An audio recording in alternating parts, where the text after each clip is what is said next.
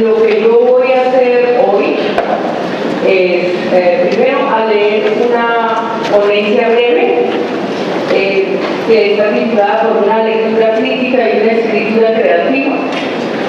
Después de que termine mi ponencia, es digamos, un texto formal, de raíz académica, espero leer muy despacio para que, y espero que no se aburran con eso. Después de eso, voy a hablar 10 minutos ya de manera más espontánea sobre lo que ha sido para mí el proceso de escritura creativa y lo que creo que trae la escritura y demanda la escritura creativa, y luego me gustaría entablar un diálogo con ustedes a partir de sus inquietudes y sus preguntas. Quiero decir también que soy muy contenta de estar en Medellín, una ciudad a la que siempre me gusta venir. Tal vez es a la ciudad del mundo que más me gusta venir. No es una exageración, ni es una hipérbole fuera de los paisas, que yo soy paisa de nacimiento, paisa de corazón, pero muy bogotana en mi formación. Pero lo que pienso es que en Medellín se hacen muchas cosas muy bien, que la gente acogedora y muy profesional, y por eso siempre me siento verdaderamente como en mi casa. También tengo que decir que el público más cálido y más numeroso lo tengo en Medellín, y eso siempre me gusta.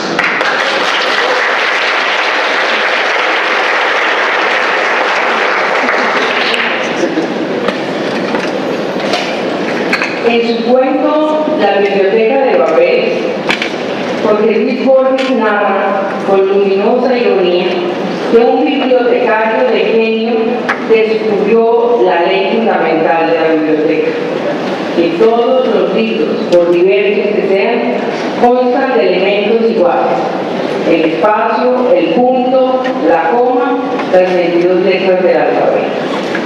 Este bibliotecario también alegó un hecho que todos los viajeros han confirmado: no hay en la vasta biblioteca dos libros idénticos. De esas premisas incontrovertibles dedujo que la biblioteca es total y que sus anaqueles registran todas las posibles combinaciones de los veintitantos símbolos ortográficos, o sea, todo lo que es dable expresar en todos los idiomas.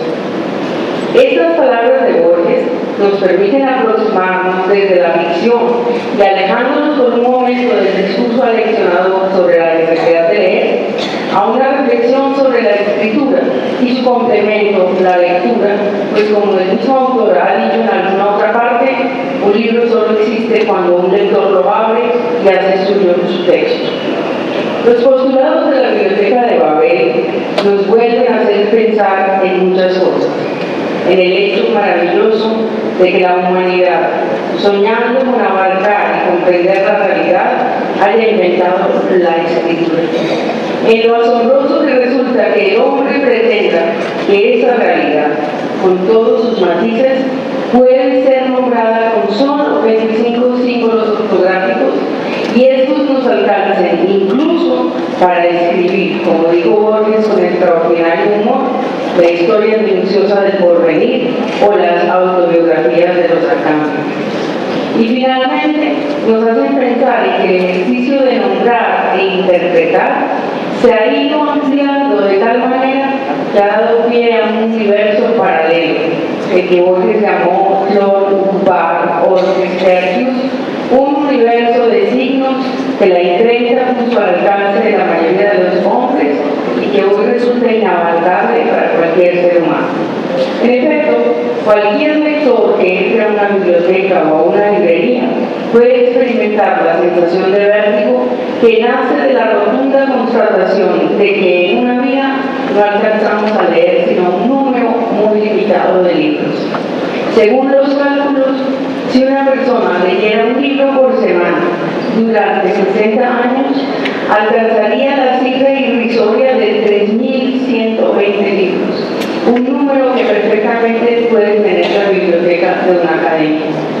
Al ser consciente conciencia sobre el hecho de que escoger la lectura la lectura de una obra equivale a renunciar a muchas otras, puede convertirse en un hecho angustioso. Por eso mismo, nunca sobra volver a las mismas preguntas. ¿Por qué leer y cómo leer? Dos temas que están conectados como centrales dentro de este cuento. Leer es para mí, en primer lugar, un modo de asusar la imaginación, de hacernos penetrar en lugares a donde jamás podríamos llegar, bien sean las estepas siberianas, la Grecia antigua, otra galaxia o el alma de un asesino. También, por supuesto, al núcleo del átomo, a la idea de Dios o a la pregunta sobre la libertad del hombre. La literatura ensancha el mundo mental y desata la curiosidad. Tanto poder tiene que mientras leemos podemos, de manera bastante precisa y a veces con un mínimo de elementos, ver el rostro de los personajes de las novelas que leemos o de los espacios en los que transcurren las historias. ¿O acaso hay algunos de ustedes que habiendo leído las novelas en que aparecen no tengan una idea bastante precisa de cómo es Madame Bovary o Raskolnikov o Úrsula Iguarán? Eso es sencillamente fascinante. Seguro que sus rostros no se parecen a los de nadie más, o que solo comparten oscuramente el rasgo de algún conocido. Pero el que lee también está en capacidad de ver, literalmente, mundos fantásticos y hadas y nombres que no existen en el universo que habitamos, ni engendros como Frankenstein o el Conde de Drácula. Mientras la televisión o el cine nos entregan imágenes predeterminadas desde afuera que no requieren de nuestra imaginación, las que nacen de la literatura nos pertenecen a nosotros de principio a fin. Es precisamente por esta capacidad de estimular nuestra imaginación que los libros cumplen un papel fundamental en la infancia, una etapa tan propicia para las ensoñaciones fantásticas.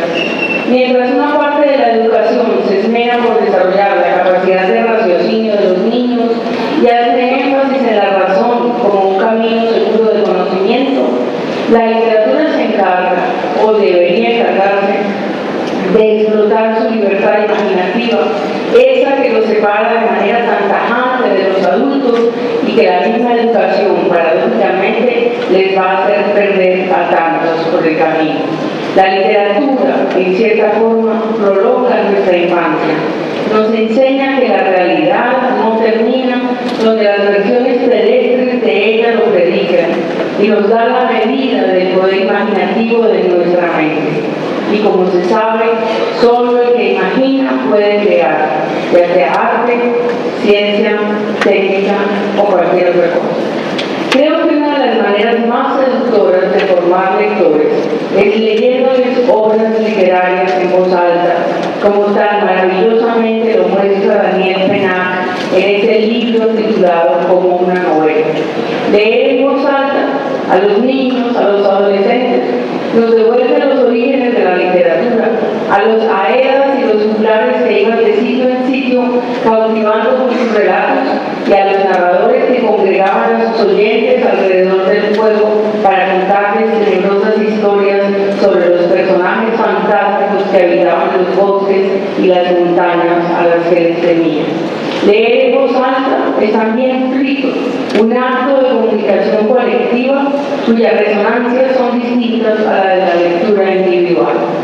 Pero creo que es la lectura silenciosa la que permite una mayor compenetración con el texto, la que tiene en nosotros un calado más hondo. Un tiempo en el cual, aunque nos parece increíble, la lectura en silencio no existía.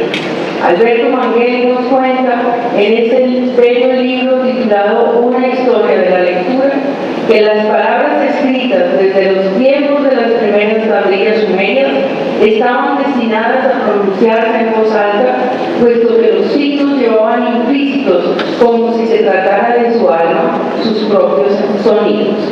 Era difícil leer de otra manera, porque la separación de las letras en palabras y frases no existía en los textos antiguos. Tampoco se lo hacían, que según nos recuerda el mismo Manguel, en el siglo IV después de Cristo, San Agustín se asombra en sus confesiones de ver leer en silencio a San Ambrosio. Pero dicha separación se fue dando de manera gradual y también la puntuación se fue regularizando, de modo que a finales del siglo VI San Isaac de Siria reflexiona ya sobre los efectos de sus prácticas de lectura silenciosa. Y en el siglo VII, San Isidoro de Sevilla se muestra familiarizado con esa forma de leer y nos la aconseja, porque así dice, se reflexiona sobre lo que se ha leído y se hace difícil que luego se escape de la memoria. Solo en el siglo V la lectura silenciosa fue ya entonces un hábito generalizado. Lo primero que se gana con la lectura en silencio es tiempo. Las palabras, no necesitan ya ocupar el tiempo requerido para pronunciarlas, nos dice San Agustín. Lo segundo, intimidad. Desplazado el intermediario, la relación con el texto se hace más honda, tan pausada como se necesite para entablar con él un diálogo implícito que haga que todo el bagaje del lector, su experiencia, entren en juego a la hora de leer. Durante mis muchos años de profesora universitaria, y aunque mis cursos tenían títulos muy precisos, cuento fantástico, poesía latinoamericana, Borges, Shakespeare, lo que en el fondo hacía con mis alumnos no era otra cosa que enseñarles a leer. Pero dirán ustedes, ¿es que se puede enseñar a leer? ¿Qué significa aprender a leer? Allí donde el texto y el lector convergen, nos dice Wolfgang Mises, ese es el lugar de la obra literaria y tiene un carácter virtual que no puede ser reducido ni a la realidad del texto ni a las actitudes definitorias del lector. Hablamos pues de realidades móviles, de que todo texto literario tiene varios sentidos potenciales y de que lo que hace el lector en el momento de la lectura es actualizarlos, total o parcialmente. Aprender a leer equivaldría entonces a captar simultáneamente los sentidos potenciales de una obra y la expresividad estética que lo sostiene, y no a dar interpretaciones unívocas de ella ni a caer en la sobreinterpretación, ese vicio perverso nacido en ciertos ámbitos académicos. Todo esto sin renunciar al placer de la lectura, pues como dijo Borges, el deber de toda la literatura es la felicidad. Desglosemos un poco tales afirmaciones. Sobre el primer punto, captar los sentidos potenciales de una obra. Una de las mayores riquezas de un texto literario es su ambigüedad, entendida esta no como falta de consistencia, sino como complejidad y abundancia de matices. Esa posibilidad de una obra de generar interpretaciones múltiples es la que le permite al lector poner sus énfasis, sin que esto equivalga a manipular el texto para hacerle decir cosas que no le son inherentes, y lo que hace que un texto se empobrezca o se enriquezca con el paso del tiempo. Estar abierto a las posibilidades que una obra literaria nos ofrece es la primera virtud del lector, así éstas nos descoloquen o nos desconcierten. Los libros son como bisturís que a menudo rompen la idea de realidad que tenemos y en esta medida activan el pensamiento crítico.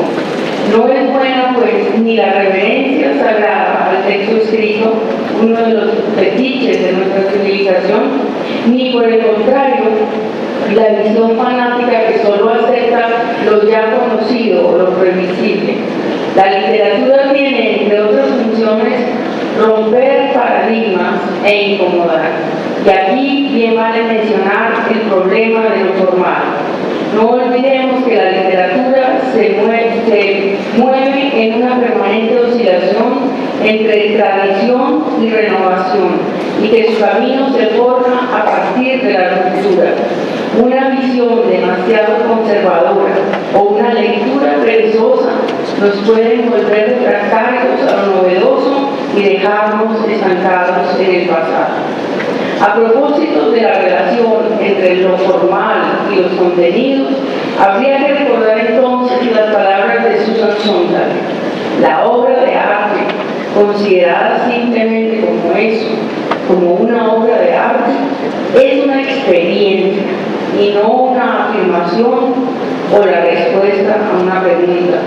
El arte no es solo sobre algo, es un algo. Una obra de arte es una cosa en el mundo y no solo un texto o un comentario sobre el mundo. Si aceptamos este postulado, no caeremos en la falsa dicotomía de dividir forma y contenido, ni tampoco en el viejo lugar común pedagógico de encontrar una enseñanza en lo que se lee. Como ha explicado la misma Sontag, no es adecuado dar una respuesta moral a algo en una obra de arte en el mismo sentido que le daríamos a un acto de la vida real. Ahora bien, para aprender a leer, que quede claro, no se necesita un maestro. Basta con ir de un libro a otro incesantemente, llevados por la pasión, jamás por la obligación. Quiero decir entonces que leer se aprende leyendo, que a leer se aprende leyendo. Y volviendo al tema de la escogencia, no creo que haya método ninguno para hacerlo. Por el contrario, es bueno que en el proceso haya una incidencia del azar. Hay libros que nos remiten a otros libros, libros a los que llegamos por recomendación de un amigo o de una reseña, y otros a los que llegamos por una feliz coincidencia, por una carátula bonita, por un título incitador. Seremos así con el tiempo la suma de nuestras lecturas. Bohumil Hrabal, el autor checo, lo ha dicho hermosamente en esa gran novela que es Una soledad demasiado ruidosa, cuyo protagonista es un viejo reciclador que devora todos los libros que caen en la cueva maloliente donde trabaja. Dice el protagonista: soy culto a pesar de mí mismo y ya no sé qué ideas son mías, surgidas propiamente de mí, y cuáles he adquirido de ellos. Y es que durante estos 35 años me he amalgamado con el mundo que me rodea, porque yo, cuando leo, de hecho no leo, sino que tomo una frase bella en el pico y la chupo como un caramelo, la sorbo como una copita de licor, la saboreo hasta que, como el alcohol, se disuelve en mí, la saboreo durante tanto tiempo que acaba no solo penetrando mi cerebro y mi corazón, sino que circula por mis venas hasta las raíces mismas de los vasos sanguíneos. El camino de la lectura, en fin, es tan personal que jamás habrá dos lectores idénticos aunque hayan leído los mismos libros. La relectura, por otra parte, es una tentación a la que debemos ceder. Un libro que nos habla de cierta manera a los 20 puede hacerlo de manera completamente distinta a los 40, porque esos somos seres cambiantes. No todo buen lector es necesariamente buen escritor. Este oficio, o mejor, esta opción de vida, exige mucho más que corrección gramatical y cosas que decir o que contar. Enumerar aquí esos requerimientos resulta problemático porque son varios y en todo caso discutibles, pero mencionaré uno solo: la convicción de que la obra que nos proponemos añade algo distinto a la tradición literaria a la que pertenecemos. Y no porque su cualidad fundamental sea necesariamente la originalidad, sino porque al ser producto de una necesidad imperiosa y asumida en sus últimas consecuencias, proporcionará al lector una experiencia única, cargada de la expresividad de la que habla Sontag. El ejercicio de un escritor parte de una doble conexión con la más honda pulsión creativa y con su momento histórico. Los resultados de base serán la honestidad y la pertinencia, puntos de partida de todo lo demás, que en síntesis podría llamarse sencillamente aventura. Aventura creadora y aventura existencial, que nos coloca necesariamente en riesgo y que nos exige valentía, porque nos aboca cada vez al fracaso, o como dijo Brecht, a fracasar cada vez mejor.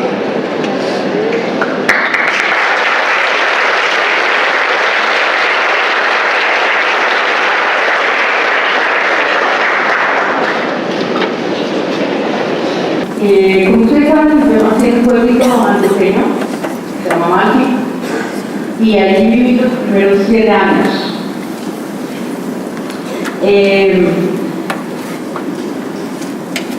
Aquí debo contar una pequeña anécdota. Mi mamá es una mujer muy linda y en una cultura que le rinde un tremendo culto a la belleza, como es la cultura antioqueña, y además con unos parámetros muy restringidos de lo que es belleza. Hubo esta niñita que era yo, que era la mayor, y lastimosamente vio que no respondía a sus expectativas. Mi mamá es una mujer muy buena y muy generosa, y sin embargo, como todas las madres con equivocaciones, me hizo saber muy pronto y disimuladísimamente que yo era una niña fea. Yo después convertí eso, muchos años después, en poemas de novela, porque eso me hizo un impacto muy profundo, porque mi hermana llegó rapidísimo y ella era linda, entonces se podía sentir ahí una cosa desigual. Les voy a leer un fragmentico para mostrarles cómo, digamos, los hechos más hondos e íntimos de nuestra vida pueden transformarse en literatura. Yo soy una convencida de que la literatura no debe ser confesión personal. Estamos en un momento literario muy interesante donde lo autobiográfico ha vuelto a cobrar una fuerza enorme. Y hay en este momento en el mercado libros extraordinarios que nacen de confesiones muy hondas personales. Pero siempre existe el riesgo del impudor. Lo que nos defiende del impudor es siempre la lengua. El pensamiento simbólico que hay detrás de la escritura creativa. Entonces yo creo que se trata no de vomitar nuestra propia circunstancia, sino de transformarla y convertirla en una experiencia personal. Por supuesto, yo no podía hacer esta experiencia algo serio ni trascendental, sino una cosa atravesada por el humor, no sería yo una tonta, todavía estar volviéndome de que a mi mamá no le parecía bonita. Entonces, pero es que yo les tengo a colación que a mi mamá no le pareció bonita para una cosa fundamental, que mi mamá decidió que tenía que ser inteligente, si esa niña no era bonita, le tocaba por lo menos ser inteligente. Mi mamá tenía un gran culto también por la inteligencia, y se había casado con mi papá básicamente porque era un hombre inteligente, entonces se dedicó a enseñarme a leer. Mi mamá era maestra y a los 4 años yo sabía leer maravillosamente. Y ese proceso de lectura, esta sustitución que hizo mi madre, me permitió, digamos, un universo de refugio. Un mundo donde mi hipersensibilidad, a veces un poquito enfermiza, se reunió y encontró paraísos extraordinarios. Y está la génesis de algo muy importante que me pasó cuando tenía 12 o 13 años, y es el nacimiento de una profunda rebeldía. O sea, que a mi mamá se le volvió eso como un boomerang, pobrecito. Entonces, les voy a leer un fragmentico.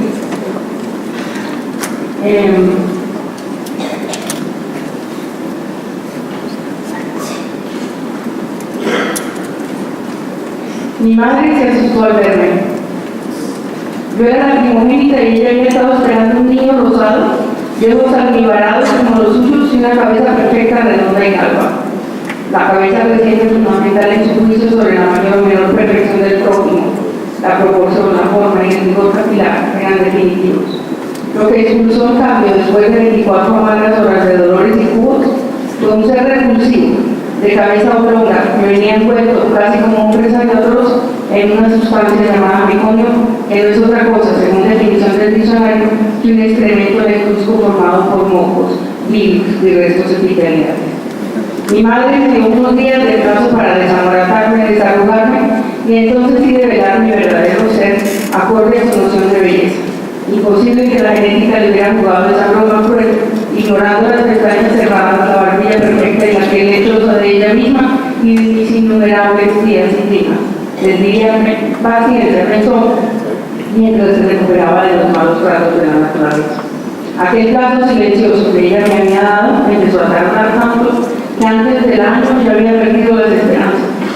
Su lógica característica que la llevaba a pensar desde el más insignificante de los hechos está inserto en una trama de causas y efectos, hizo que sin malicia alguna, sin perversidad, decidiera para sus adentros que ya que en su familia la belleza es la constante, tanta verdad debía venir de la familia de mi padre. Este era un hombre normal, de pelo abundante, labios fruncidos, inocente de que su árbol genealógico existiera una abuela sin gracia, que tal vez nunca paladeó el amargor final de la frase con que mi madre catalogó durante toda mi vida todo aquello de mí que le resultaba molesto. Esto es heredado de su papá. Sin embargo, aquel deslucimiento mío no iba a quedarse así como así, pensó mi madre, educada en la más absoluta disciplina y con una idea muy clara de que el hombre se labra su destino minuciosamente. Algo podría ella hacer aunque la cosa no pintara fácil. Bueno, me salto un poquitito, bueno, aparece mi hermana, era una niña preciosa de ojos oscuros, nariz fina y piel transparente como papel de arroz. Mientras nos mirábamos una al lado de la otra, mi madre debió preguntarse secretamente por nuestros destinos. Mi hermana le llevaba buen trecho ganado, pues la belleza, bien se sabe, es ganzúa que hace ceder todas las cerraduras. Pero ¿qué hacer conmigo? La primera decisión fue elemental. Si el espíritu, el carácter, la inteligencia pueden moderarse, porque no el cuerpo, máximo si es reciente, no acaba de cuajar, todavía es blanco, flexible, maleable. Fue así como se dedicó a frotar lentamente con manteca de cacao, a peinarlo con agua de linaza y de manzanilla, a embadurnar una mancha de milagros con un pegote de concha de nácar, a darme leche en cantidades colosales para dotar de calcio mis huesos. Todo aquel tratamiento tesonero se combinaba con batas de palillo, moños en la cabeza, zapatos blancos y aretes diminutos.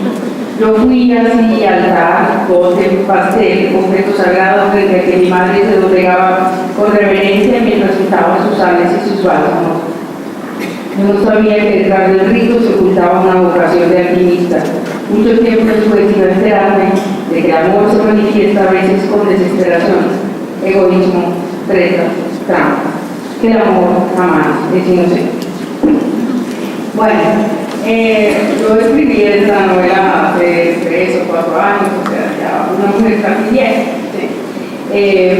Lo que quiero decir es que, o a lo que quiero dirigir ahora es a que la literatura es en primera instancia catártica, en primer lugar sanadora, la escritura creativa, la lectura también, porque el proceso de identificación en la lectura nos permite establecer un diálogo con nuestras inquietudes más profundas y en esa identificación, esa catarsis de que hablaron los griegos, hay de alguna manera una sanación.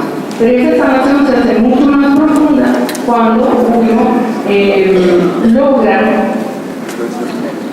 transponer sus propias experiencias en lenguaje, ¿sí? Y esa transmutación ya va a ser muy, digamos, sí, sanadora. Yo creo entonces que los adolescentes es una edad muy importante a la hora de la lectura y de la escritura. Escriben, sobre todo escriben poesía, porque la poesía es como el vehículo más importante para las cuestiones más íntimas y personales. Entonces yo pienso que hay que pedirle al muchacho que escriba, o hay que sembrarle esa necesidad. Y como decía Quiroga, si es una época en que uno tiende a imitar a sus maestros. Como decía Quiroga, trata de no imitar a tus autores predilectos, pero sí es imperioso imitarlos. Por el camino de la imitación se va a llegar a encontrar la voz personal con el tiempo. El paso de la adolescencia a la edad adulta implica un distanciamiento crítico mayor y una penetración en la reflexión sobre los aspectos formales de la escritura. Cuando me refiero a los aspectos formales, en realidad estoy pensando en una reflexión sobre los lenguajes de la literatura del momento que uno está viviendo. Entonces, esa reflexión no necesariamente procede de textos teóricos. Yo cada vez creo más de la pura teoría literaria. ¿Sí? Creo que tienen que ver más con ampliar el universo de lectura. Pienso que debemos ser lectores que establezcan conexiones entre géneros muy diferentes y que tendríamos que oír mucha música, ver mucho arte, leer filosofía, interesarnos por temas científicos y también pues ir al núcleo de lo que nos interesa, que está en la literatura, que solo siendo hombres universales, como las personas del Renacimiento, y tratando de establecer conexiones entre todas nuestras experiencias, esa es la única manera de tener una experiencia profunda. A la hora de escribir, y ya con esto termino esta intervención adicional, a la hora de escribir, yo creo que hay un proceso complejísimo y muy difícil de describir, pero que tiene que ver con la conexión con lo más hondo de uno mismo, que implica honestidad. Uno tiene que estar conectado con lo que va a decir a partir de la palabra necesidad. Eso es absolutamente necesario decirlo, no desde el punto de vista catártico, psicoanalítico, no. Este texto requiere que yo diga esto y nada más. Eso inmediatamente pone, digamos, un freno a todo lo que es artificio y pura ornamentación, al adjetivo que sobra, a la imagen que es pura fioritura, ¿sí? A la estrategia narrativa que solo quiere hacer alarde de habilidad. Entonces, ahí es cuando la palabra honestidad empieza a funcionar. Y por otro lado tiene que haber un cierto, sobre todo en la poesía, un cierto abandono de las lógicas rigurosas del lenguaje, de las que son expresas. Y porque, como decía en mi ponencia, el lenguaje siempre es ruptura. Entonces tenemos que, estando muy conectados con el habla, que creo que es lo más importante, más que la escritura formal, con el habla, que tiene una gran utilidad y que es lo que nos conecta con lo más esencial y más profundo de nuestra propia lengua. Estando muy en conexión con eso, nosotros tenemos que hacer rupturas que sean propiamente literarias en el lenguaje, ¿sí? Sin estar persiguiendo la originalidad suprema, porque como dijo Borges, la originalidad verdaderamente no existe. Siempre estamos diciendo cosas que otros ya quieren hacer. Y el otro proceso que se da mientras escribimos es el de establecer un diálogo con un mundo de ideas y de referencias literarias. Entonces, yo creo que siempre estamos yendo y viniendo de lo muy personal y muy hondo y muy sensible a pensar, digamos, a que se nos venga a la cabeza que, así como lo dijo Rulfo, así como me acuerdo que lo hizo la nuestra, entonces así nos apartamos y nos acercamos de nuestras influencias, ¿sí? Y vamos construyendo una voz personal, una voz muy propia. Como comprenderán, estos son solo preámbulos de cosas que se pueden hacer mucho más extensas y complejas, pero hay que para establecer un mismo diálogo con Alejandro y con ustedes.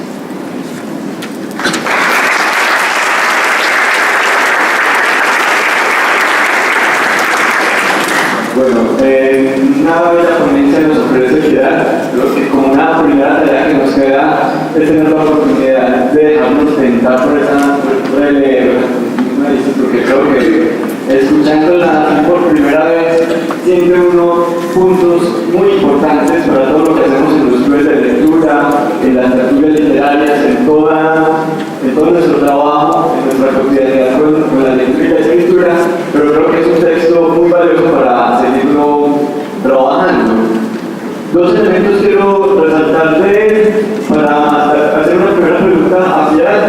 Tenemos oportunidad de hacer 3 preguntas por parte de ustedes. Estarán atrás Lorena y también Tamares, que nos acompañan para, con el micrófono, tener esa oportunidad. 3 preguntas vamos a hacer por parte de ustedes y el ya pueda establecer el diálogo.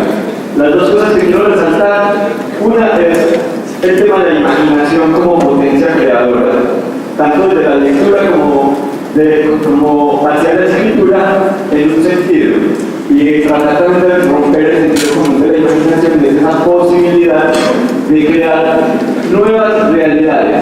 Y ahí me sirvo de esa imagen del bisturí que ya nos propone, el bisturí como ese elemento, o esa herramienta a través de la cual rompemos realidades cristalizadas y nos damos la oportunidad, nos damos también la licencia de soñar nuevos mundos posibles. Ahí la lectura y la escritura cumplen un papel fundamental. Y lo segundo que quiero resaltar de tantas cosas que nos dejan ver esta mañana, pero que la quiero resaltar para ir a la pregunta, es el tema de las distintas formas de leer. La lectura tiene una historia y simplemente eso de leer en voz alta tendría que ser suficiente para asombrarnos de cómo podemos transformar y cambiar nuestros hábitos y nuestras prácticas.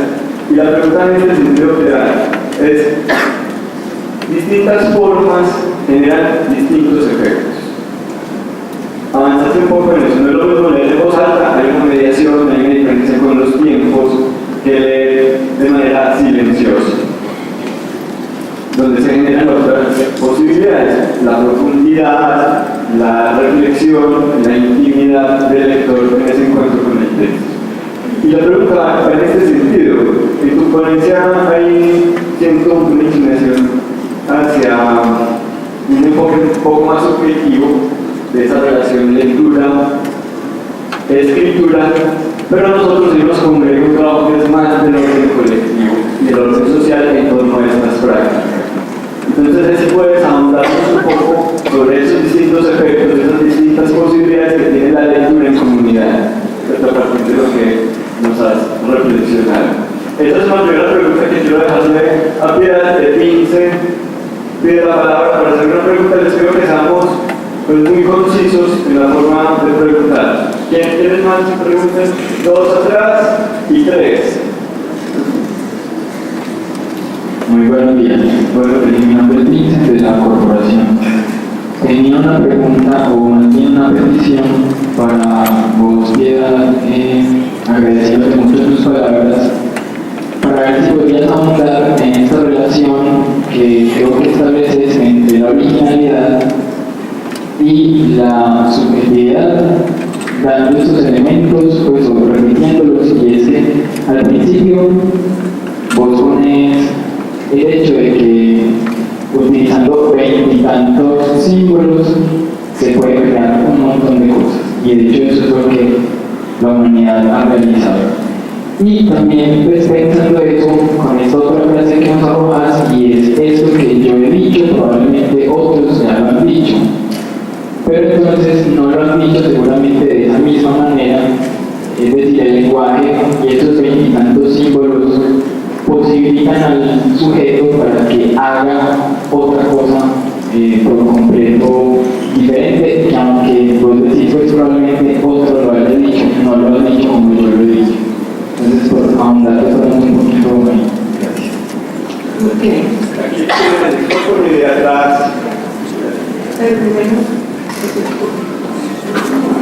No, porque después se me olvida, perdón. Porque estoy conectada y ya se puedo dar la respuesta de inmediato. Comienzo por lo tuyo, ¿sí? Yo creo, como dije ahí en el texto, profundamente en la lectura en voz alta. Yo tuve pésimos profesores de literatura a lo largo del colegio. Ya no aprendí realmente nada, ni de eso ni de casi nada. en la vida, ¿sí? Porque tuve profesores muy, muy malos. Y tuve un profesor que era un perezoso terrible, ¿sí? Era un viejito, ahí buena gente, ¿sí? Que fumaba como loco por los dientes amarillos.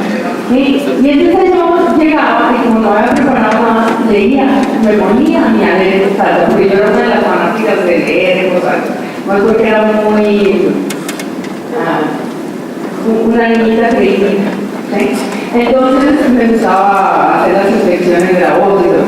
Entonces nos turnábamos algunos y yo nunca he gozado y aprendido la literatura que cuando durante toda una hora leíamos novelas en voz alta.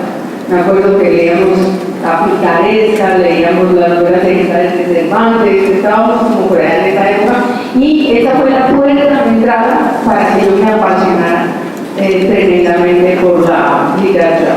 También como poeta que soy, me convocan muchas veces a leer con públicos grandes y ahí entiendo que la relación, bueno, ustedes que tienen aquí el Festival de Poesía en Medellín, saben cómo es eso, ¿sí? Saben que esos públicos numerosísimos que se emocionan, a veces oyendo incluso leer en otras lenguas, no compran luego los libros que nosotros escribimos, ¿sí? O sea, hay una cosa que congrega, que convoca y que resulta muy hermosa como fenómeno social con la lectura en voz alta. Lo que pienso es que la literatura moderna está hecha finalmente para la lectura silenciosa y pienso que la lectura en voz alta es solo como el umbral de una experiencia que debe prolongarse hasta la muerte de los seres humanos, donde ellos, cuando no tengan esa oportunidad de estar en comunidad, pues tengan la posibilidad de llevar el libro al retrete, que es el sitio más, donde estamos más solos y donde somos más humanos, ¿sí? Estamos más conectados con nuestra propia fisiología. Entonces, leer es casi que sublimar estar sentado en el inodoro, ¿sí? Aunque sea una revista. Entonces, yo sí creo en la cama, por eso no me gustan los dispositivos esos virtuales, que la luz que no se ve, yo siempre voy en los aviones cargada de libros que me significan sobrepeso, pero es que a mí me gusta el libro, me gusta olerlo, me gusta subrayar, me gusta poner aquí. Siempre hay dos paginitas atrás que están en blanco y eso es buenísimo para tomar notas. Cuando llego a mi viaje, paso a mis cuadernitos, las cosas que he escrito aquí en las dos páginas. Este contacto con el libro me parece maravilloso, ese silencio de unas horitas de un avión, uno solo con el libro. Entonces yo reivindico sobre todo la lectura silenciosa, porque ahí es donde tenemos la pausa que no se tiene cuando se está oyendo en voz alta, para devolvernos, para subrayar, para volver las páginas antes, etc. Ahora, contesto la otra pregunta.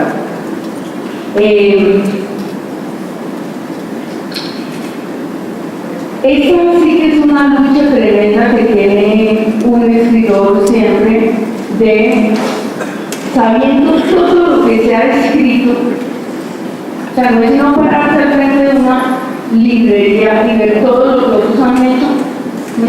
Para entrar de fondo en esta línea. Y para preguntarte, que hay gente que va y compra mi libro, todavía, habiendo todos estos señores que escribieron cosas maravillosas, yo estoy muy agradecida con los poquitos lectores que van y dan plata para comprar el mío. ¿Sí? Ese mío, pienso que sí, establece un diálogo con una tradición. Mientras más amplio es ese diálogo, mejor. Pero resulta que a veces tenemos 22 años, estamos empezando a escribir, no hemos leído más de 30 novelas, y es mucho, ¿cierto? Los mismos cálculos que yo hice. Y a mí, yo sufrí de ese síndrome. Salí de la universidad donde me hicieron ver ese universo infinito en el que yo me podía hundir para aprender a escribir y me amilané. Pero eso no puede ser pretexto para no escribir. ahí está la vida entera para transitar por los ríos que uno la vida le dé la oportunidad de tener, ¿no? Pero entonces se va uno apoderando de ese legado de los que ya escribieron, pero el verdadero compromiso es con el momento que uno está viviendo, que es incluso el momento vital, porque en cada momento uno tiene necesidades absolutamente diferentes. Entonces, lo que pienso es que la originalidad no debe ser un propósito deliberado, ¿no? Lo que debe ser un propósito deliberado es la consistencia de un lenguaje que uno está buscando con absoluta conciencia, ¿sí? Por ejemplo, uno se puede, a ver, les doy un ejemplo de mi propio trabajo, porque resulta fácil. Cuando yo escribí mi primera novela, yo estaba muy enamorada de la narrativa de Truman Capote. Yo enseñaba a Truman Capote en la universidad, tenía un curso de narrativa norteamericana, y me fascinaban las definiciones de Truman Capote, como me fascinan las definiciones de Proust, ¿sí? Y encontraba que un cierto lirismo en estas definiciones a mí me llenaba de éxtasis. Entonces yo estaba leyendo siempre con George Steiner dijo, un intelectual es un hombre que siempre lee con un lápiz en la mano, ¿sí? Entonces yo subrayaba todas esas frases, eso es muy adolescente, ¿no? Para señalar las frases lindas y tratar de comparar. A mí me gustaba todo eso y yo pensé que yo debería escribir un poquito así. Y escribí mi primera novela y de pronto me dio una definición así como fruta, trataba de ser, ¿no? Muy lírica, muy incisiva, etc., ¿no? Y le di a leer la novela al director que monta mis obras, a Ricardo Camacho. Y me dijo, ay, la novela está muy buena, sí, ay, pero esas frasecitas tan culas. Todas ahí como, no. O sea, que se notaba el artificio. Se notaba la deliberación, se notaba que yo estaba imitando a otros, ¿sí? Entonces, yo creo que, claro, siempre se nos van a ir cosas en los libros, que uno después lee y dice, oye, yo cómo escribí esto, ¿sí? Le da uno hasta pena, ¿no? Pero eso fue lo que uno pudo hacer en ese momento, por eso lo de la frase de fracasar cada vez mejor.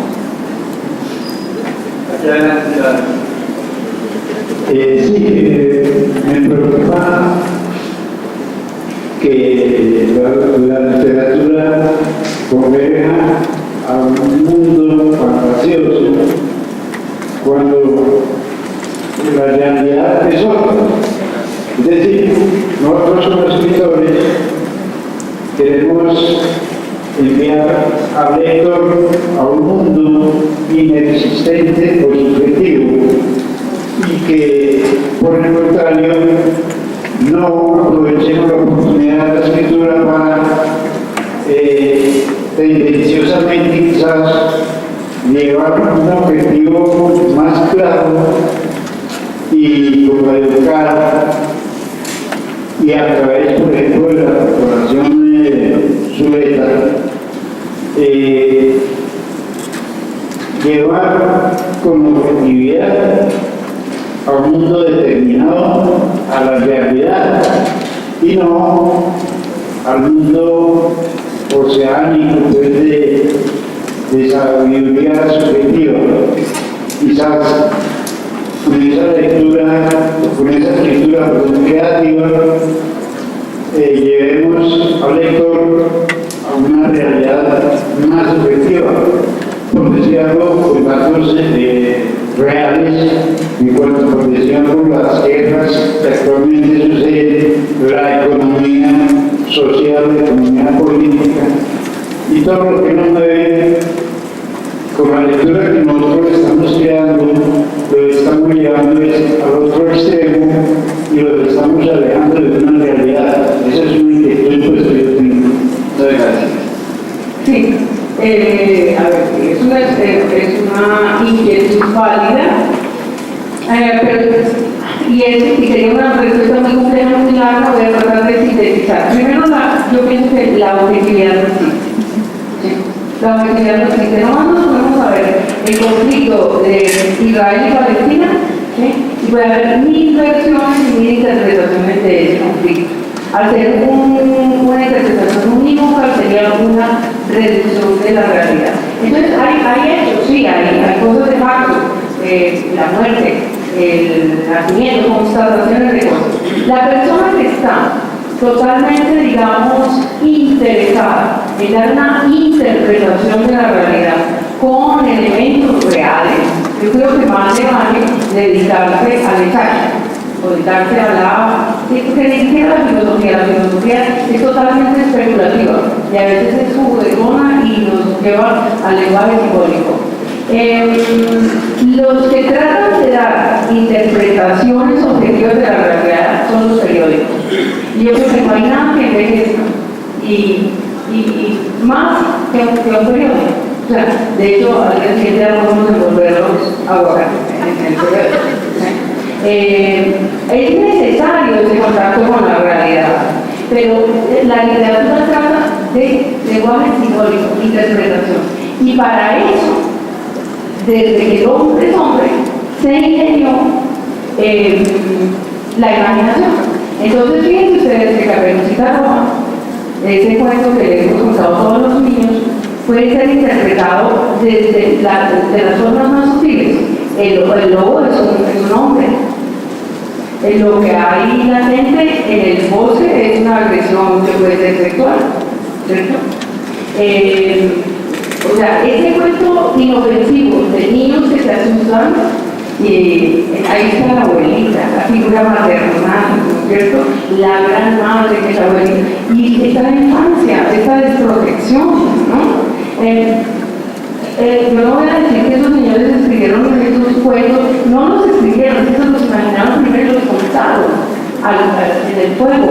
Había lobos en el bosque, pero implícita hay un pensamiento simbólico y la imaginación es la que hace que se plasme en esos personajes tan inolvidables. Porque ¿quién olvida a Caperucita Roja? ¿Quién olvida el lobo? ¿Quién olvida ese cazador de ese pueblo que viene a rescatar? Entonces la literatura es como una especie de reducción, ¿sí? Pero para complejizar la realidad e interpretarla de las maneras más maravillosas. Entonces es una forma distinta de conocer. Yo le diría a usted que lo que pasa con la educación es que va castrando el poder imaginativo y nos hace pensar cada vez más que la única vía de conocimiento es la de la racionalidad. Entonces quedamos encajonados ahí. Pero, y por eso la literatura es de alguna manera un hecho marginal. Es un hecho marginal, aunque tratemos de darle esa importancia muy grande, ¿sí? Pero en este mundo descarnado y cruel en el que vivimos, la literatura está en un rinconcito dando una opción de interpretación de la realidad que yo creo que es más marginal que la otra, ¿sí? Y que nos hace, digamos, nos va complejizando el pensamiento, ¿sí? De manera que un poema de César Vallejo, que habla con ese lenguaje desordenado, aparentemente caótico, puede decir mucho más de la realidad social del Perú, de los pobres, de los desposeídos, que un ensayo de 40 páginas de un economista que está hablando de la situación concreta de sus países. Se me fue. Bueno, vamos a una última pregunta. Podríamos quedarnos toda la mañana conversando con responder el tiempo por ¿es tu nombre, por favor? Gracias, mi nombre es David Bustamante, a que de alguna vez quiero agradecer por sus palabras. Hay una canción de Canberra que dice que hay que dejar el dolor porque él sigue volviendo otra vez. ¿Cómo interviene el dolor en su vida? O sea, en la escritura creativa. ¿Cómo interviene? El dolor. Pues yo creo que no hay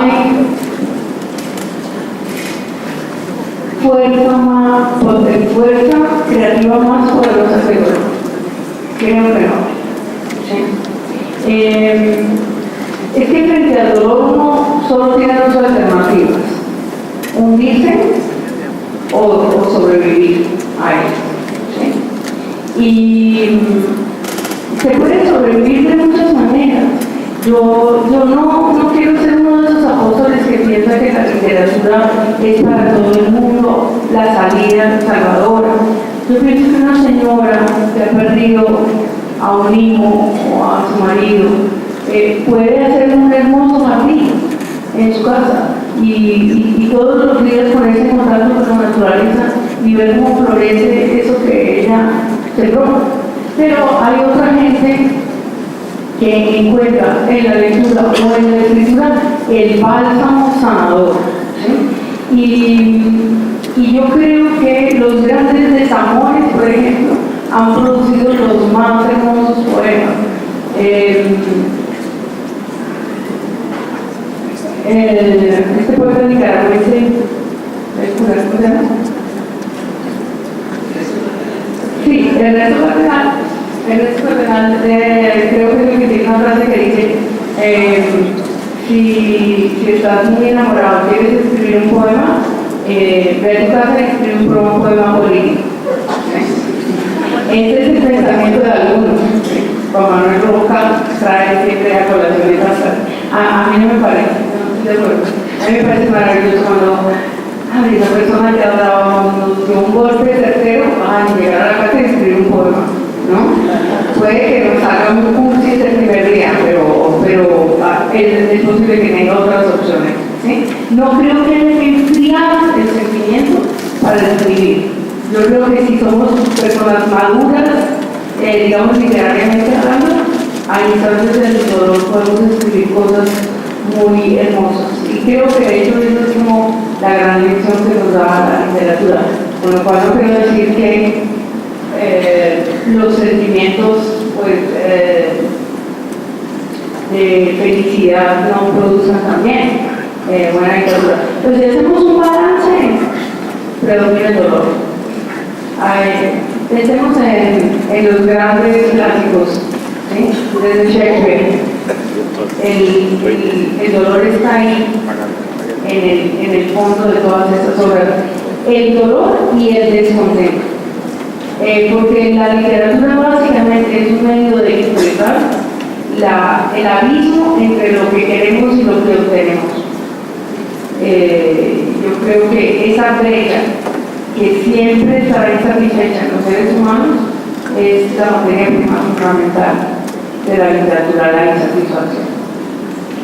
Bueno, muchísimas gracias.